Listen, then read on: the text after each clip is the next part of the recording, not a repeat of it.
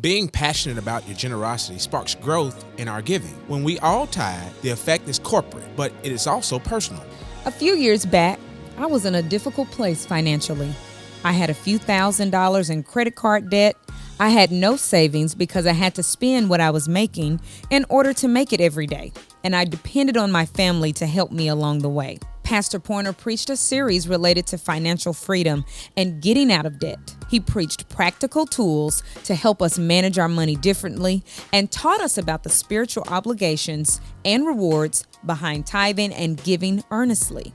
The church even hosted classes where every Monday we got free financial advice from experts who are members of our church.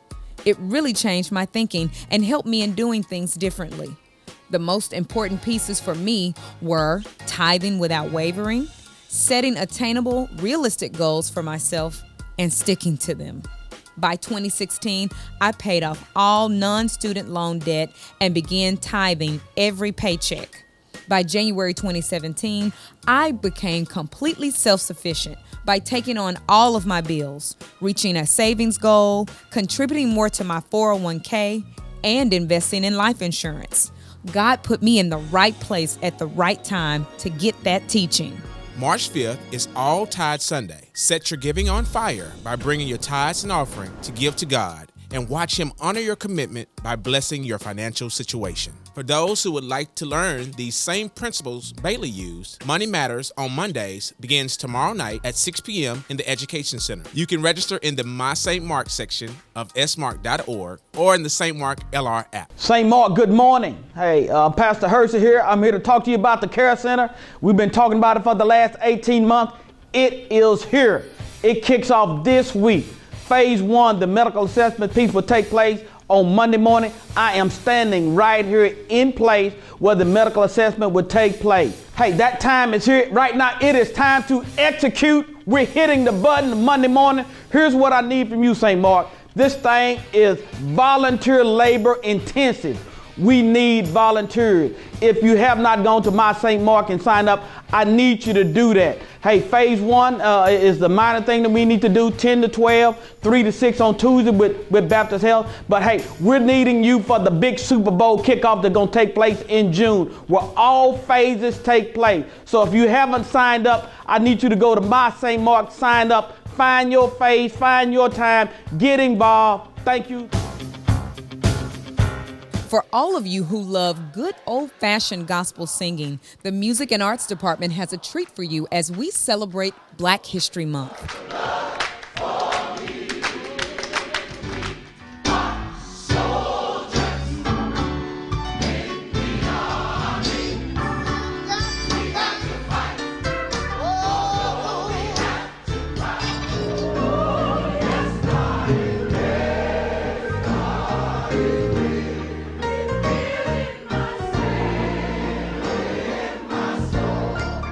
They are presenting an old-fashioned gospel singing, February 22nd at 6:30 p.m. Come and sing along to all of your favorite gospel hits during this celebration.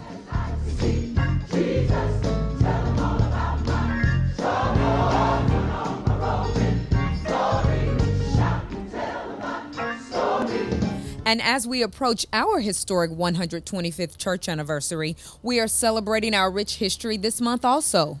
Many of our very own members are trailblazers in their fields. Today, we bring you the story of Deacon Floyd Burns, the first Black firefighter in the Little Rock Fire Department.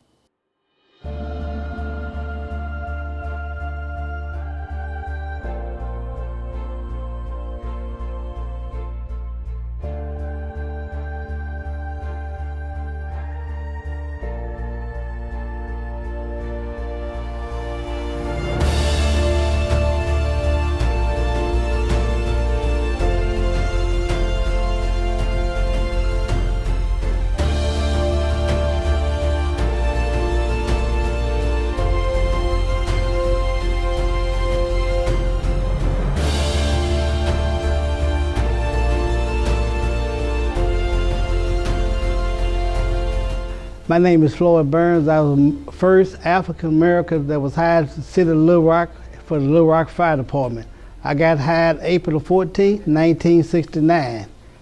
Gregory Summers, Fire Chief, Little Rock Fire Department. I was hired into the fire department April 1st, 1983. I met Captain Burns soon thereafter.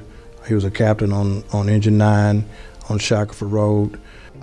I took the test for the police department, and at that time they had all these rules that you had to be a certain height or you had to be a certain weight, and they told me I was too short.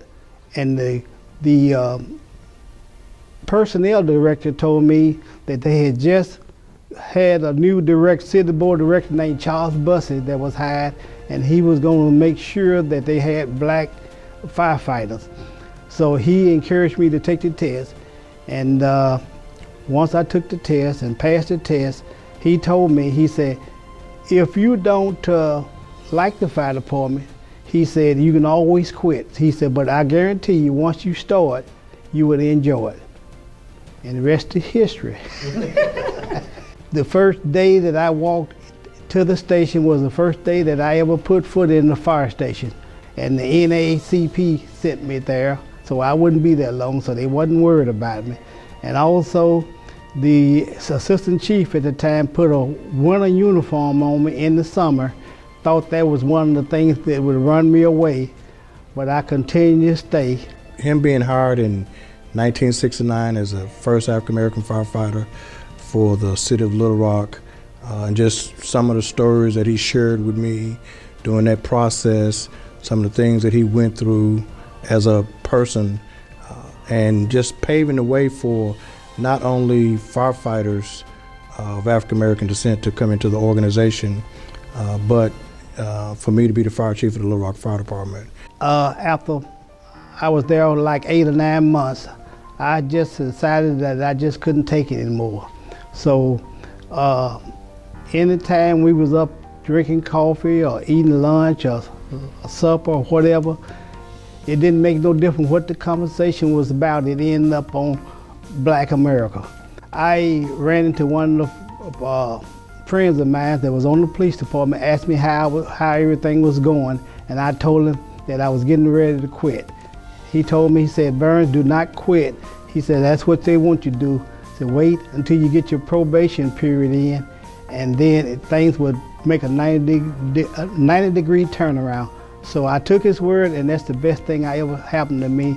But after that, small things happened. I just ignored it, and then sooner or later, they started coming to me, asking me different questions about my family and whatever, and it panned out real great. I remember many days when he would tell the story of how they treated him, old uniforms, using racial slurs in the firehouse, those things that he really didn't have to put up with. But he and his wife both decided that this was a path that he had to go down. And him going through that paved the way for many African-American firefighters to come into the organization. To get a promotion, you had to be hired, you had at least 5 years on the department. And they dropped it to 3 years, and I had just got my 3rd year in, so I was able to take the engineer's test and got promoted to engineer in 4 years. And then I stayed an engineer for 12 years, and I took the promotion exam and made captain in '83. Went to Station 9 on Shackelford Road and stayed there 5 years.